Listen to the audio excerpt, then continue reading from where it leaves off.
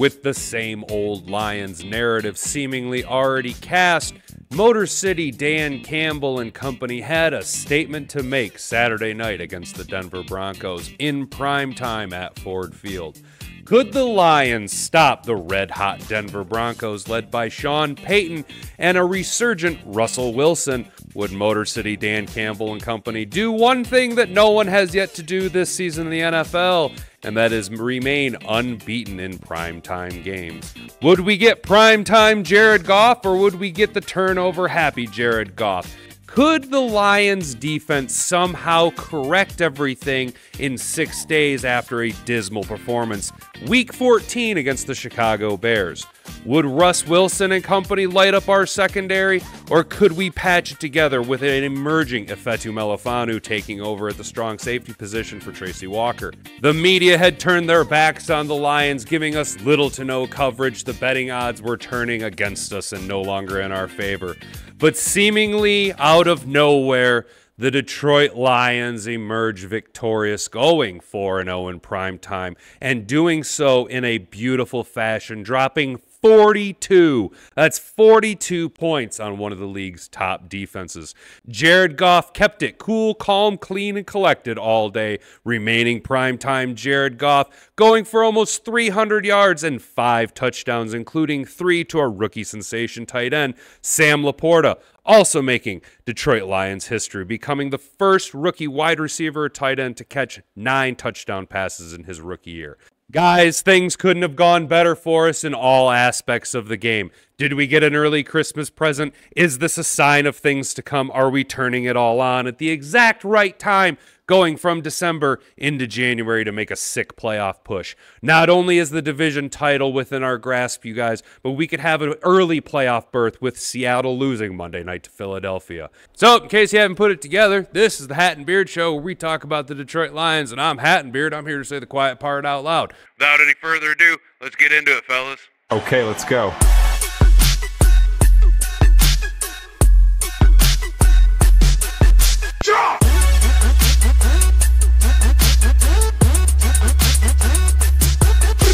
All right. Welcome back, my guy. Welcome back to the Hat and Beard Show. I appreciate it. In case you're new here, I, of course, am your hostess with the mostest, Hat and Beard, where my pronouns are savage and I identify as sexy. Around here, you guys, we love to talk about the Detroit Lions. It's a sick obsession that everybody born in Michigan pretty much has built into their DNA. Real quick, I appreciate you guys sticking around after last week's non-upload. I was feeling a little bit under the weather, and I know correlation doesn't always equal causation, but I can prove that multiple times this season, when the Lions lose, I have some type of ailment. This week, I had a terrible ear infection that led me to calling into work, taking Monday off, compound that with the emotional damage that I went through watching the Lions make Justin Fields Week 14 look like an all-star. We're not going to talk about Week 14. That's in the past. We don't want to delve into old memories, bad memories of Justin Fields looking like an all-star against our dismal defense. No, we want to talk about how the Detroit Lions Week 15 was able to bounce back against the Denver Broncos. I was a little worried, guys. I'm not going to lie. I was very worried that we were going to watch just the mid-season, late-season collapse of the Lions defense that had been hanging on by a shoestring all season long. I thought Aaron Glenn was going to coach his way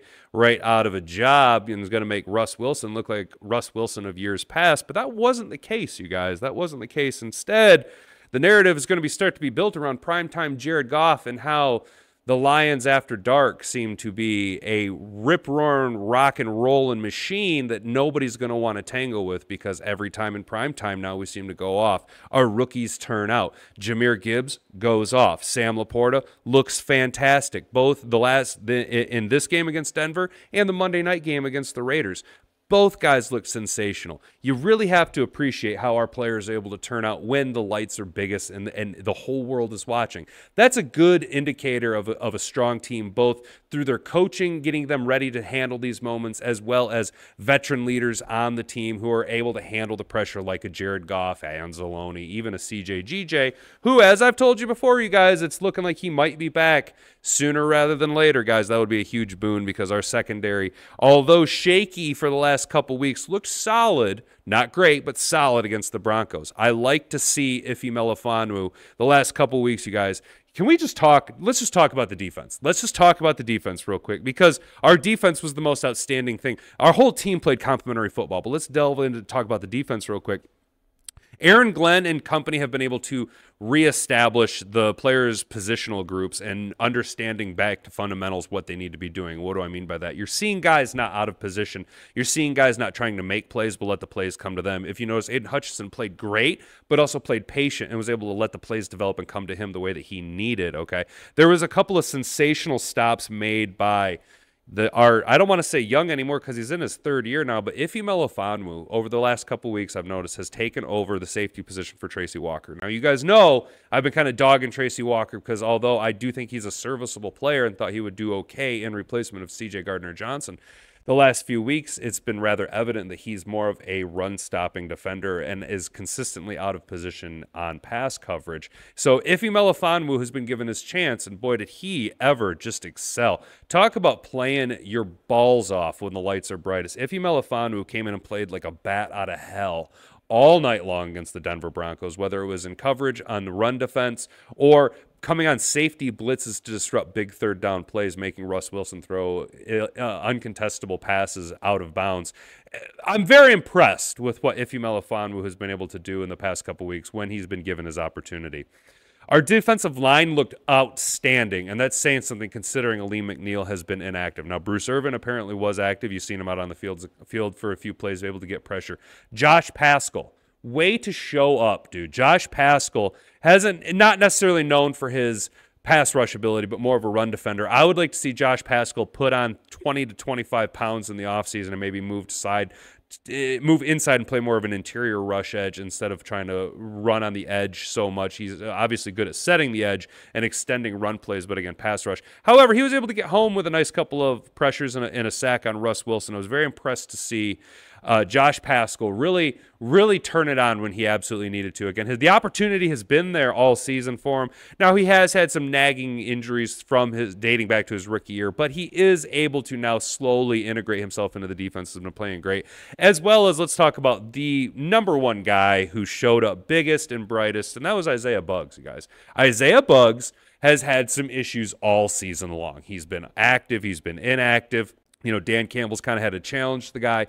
Of course, the Lions organization has been pretty tight-lipped on the goings-on of team members and how player personnel is working out, because that's obviously they like to keep it in-house, keep tight lips, which, I mean, as a fan, you hate to see because you want all the juicy drama, but as an organization, it shows an air of professionality that you really appreciate probably as another player looking to come in. That's why guys like CD Deuce were able to come here, because they liked everything top down.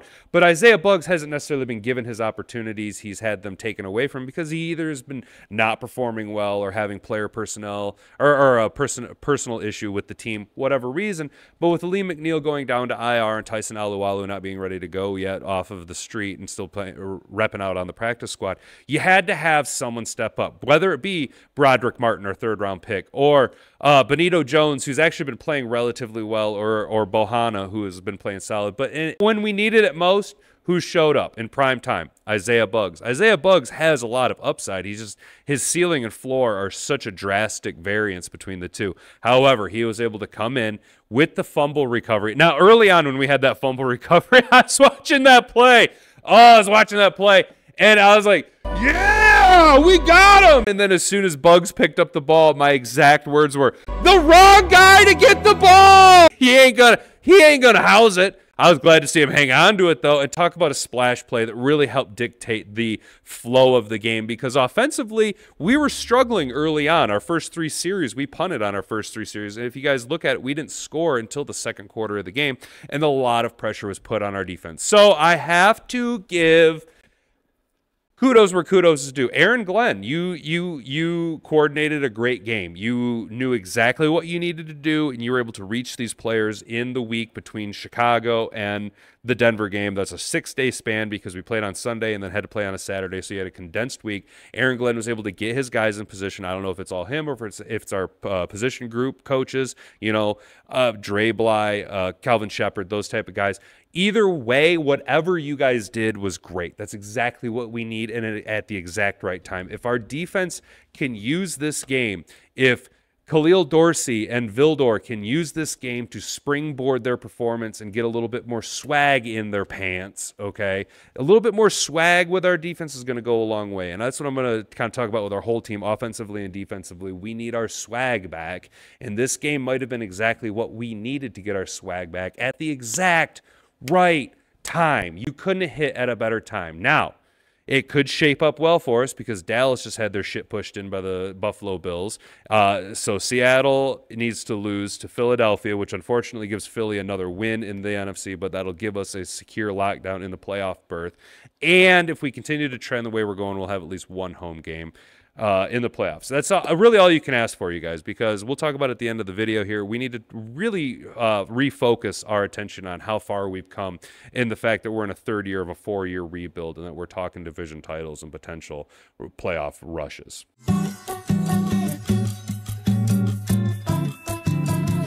Now, before we go too much farther, guys, there's something that we do need to talk to you about, something that I've been slacking on, not taking my own advice, and as we edge closer to the first start of the year, maybe some of you guys can start to make this a New Year's resolution. You guys, seriously, it's so dry out here. You got to moisturize your skin, man. Nobody likes a flaky, ashy cat, all right? No one wants to be looking at your chalky ass, okay? No one wants to see skin flakes on their sheets, bro. So just do yourself a rock-solid favor. There's 3 things you can really do to help keep your skin, your man flesh, your succulent man hide moisturize, and that is you need to drink a lot of water, all right? It's always good to drink water. You need to take collagen peptides, okay?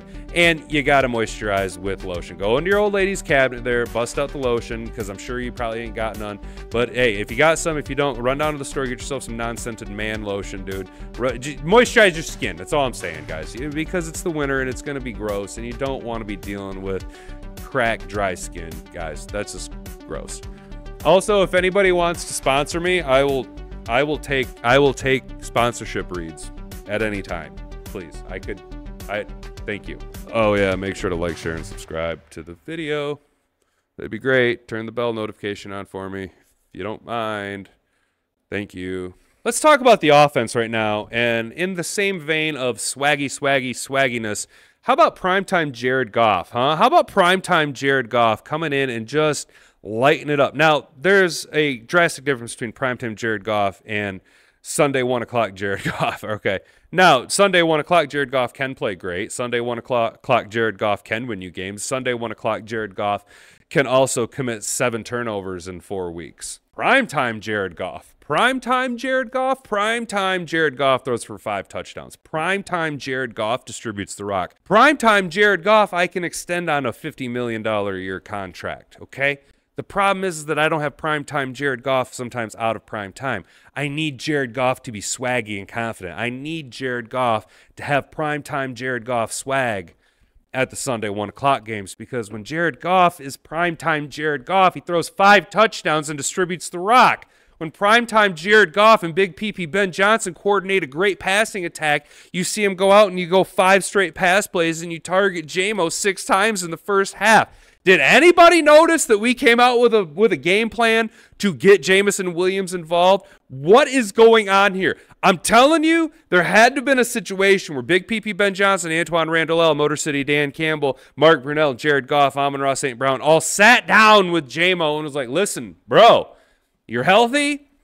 We need you. You have all the talent in the world. Time to put your big boy shitting pants on. Okay, and look, J-Mo apparently decided to put his big boy shitting pants on. There was a couple of underthrown balls. There was a few situations where they targeted him a lot, but he couldn't make a play. But they targeted him. And when they target J-Mo, everybody else gets open. Amon-Ra St. Brown's open in the middle, where Jared Goff excels at throwing the middle in deep route, okay? He can throw it like a laser on a rope. Middle passes and deep passes when you have a breaking in, especially a guy like Amon-Ra St. Brown who will go across the middle. Josh Reynolds was getting involved. Donovan Peoples-Jones got involved. Sam Laporta is arguably the best rookie tight end maybe in the history of the NFL right now, and is slowly becoming a top 3 tight end in the league as a rookie. Over 700 yards and 9 touchdowns in a rookie. As a rookie in his rookie season with Jared Goff, who, let's not forget, fellas, even I was guilty of the narrative of Jared Goff can't support tight ends. Jared Goff historically didn't support tight ends. Jared Goff is having a historic season for his rookie tight end, Sam Laporta, the second-round pick out of Iowa, and I'm here for every single bit of it. Sam Laporta looks like he's just having the absolute most fun of his life out there just balling. Our run game was on lock. Primetime Jared Goff can be even better when he has play action at his disposal, when he has two electrifying running backs. I got to hand it out. I got to give credit to the running backs. David Montgomery has done exactly what I said he needed to do. He was the physical, pounding running back who breaks the will of the defense and then allows, and I hate to classify Jahmyr Gibbs as just a speed guy because he's so much more than a speed back receiver out of the backfield. He's actually quite physical and is electrifying between the tackles. My man's agile and has change of direction speed that is completely elite compared to even the most talented players in the league.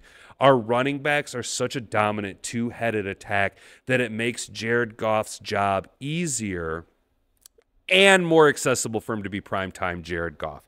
The number one thing we need to realize here, though, folks, how efficient our offense is. There was one thing that hasn't been there almost all season. When it is there, we're electrifying. When it isn't there, we're absolutely terrible. And that is when our offensive line, starting five, are ready to go. When all five offensive line members are in their natural positions, when Frank Ragnow's dictating the offensive schemes or the protection schemes from the center position, when Taylor Decker is out playing smooth and not choppy and slow, he didn't have his feet in cement. Jonah Jackson is a linchpin in this offense, and we have to re-sign him. Graham Glasgow is serviceable. He's better than Colby Sorsdahl. Unfortunately, Graham Glasgow, in your second stint in Detroit, you've been able to play well as a multi-dimensional player that can switch from guard to center, but that's about the best. You're really going to have to limit yourself to a role player, and I need us to address that right guard position this offseason, potentially second or third round, someone real under the radar, Brad Holmes special, if you will. And then, of course, our future Hall of Fame right tackle, Penei Sewell. There's a huge difference in the attitude of Penei Sewell, and it's how you know when our team's going to be well. In games where Penei Sewell is irritated, agitated, getting a little bit mouthy, playing a little bit more choppy, and his shoulders hop more when he plays, things don't tend to go so well. But if you watch games like the Broncos game where Penei Sewell, every movement he makes is calm, smooth, and collected, our offense runs smooth as silk. And it's poetry in motion. Our offense clicked at the exact right time. All of our players got involved. Jared Goff was distributing the rock. Everything worked out the way we needed to. Riley Patterson, our kicker, was out, but Michael Badgley was able to come in and just perform just fine. Just fine. I'm happy with Badgley's performance. Jack Fox is the best punter in the league. He was able to drop multiple punts inside the 20, constantly edging towards the 10, within the 10-yard line. My guy has it on lock. Our special teams performance was there. Everything about this game, everything about the Lions' performance couldn't have gone any better. Not from the narrative perspective of breaking SOL. Motor City Dan Campbell being able to get, I don't want to say revenge, but prove that he is a predominant branch of the Sean Payton coaching tree and able to stick it to the guy who gave him his opportunity both as a player and a coach. All of our defensive players were able to get their slices in and get a little bit gassed up leading into the playoffs. Minnesota lost. The Packers lost. The Cowboys lost. Everything's trending for us, and as long as we can maintain this spark that we captured week 15 and utilize that and stay on this surge, there is a strong possibility that we can make a push towards the NFC title game. I still don't think the Lions are Super Bowl contenders.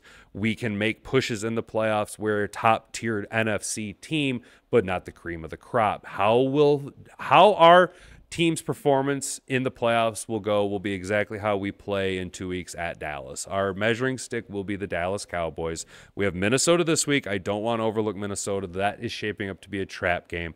We need to be able to go in, take care of business against the Minnesota Vikings, continue our assault, continue this ascension on the last quarter of the season. If this is like your final burn to just really light up the afterburners and go, then everything's going to go the way that they absolutely want it to. Use the Vikings game as a catalyst to continue your assault and then shape up everything well for a couple weeks to go ahead and square off against the Cowboys down in Dallas, because that will be the measuring stick to really see how we're going to perform in the NFC playoffs. So that's about it for me. I can't think of anything else. Again, we don't do scripts around here. We're just shooting from the hip. Let me know how your holidays are going, guys. Obviously, this is maybe a Christmas miracle. We have 10 wins this season, and that's awesome. We're so far ahead on the 4-year rebuild. We're just, man, Dan Campbell, I couldn't be happier for what Dan Campbell and Brad Holmes and company have done. I absolutely love the performance that we had Saturday night against the Broncos. We need to keep that going. Let me know down in the comments what you guys think. I appreciate you sticking around, hanging out, chilling with me. I know, again, last week we didn't upload, but that's because I was just feeling like dog shit. So, yeah, that's going to do it for me, fellas. Keep your stick on the ice. Hope you like this new upload on Monday. We're going to try things a little bit differently. Don't do anything I wouldn't do. If she doesn't find you handsome, at least she'll find you handy. Stay out of trouble, and frig off.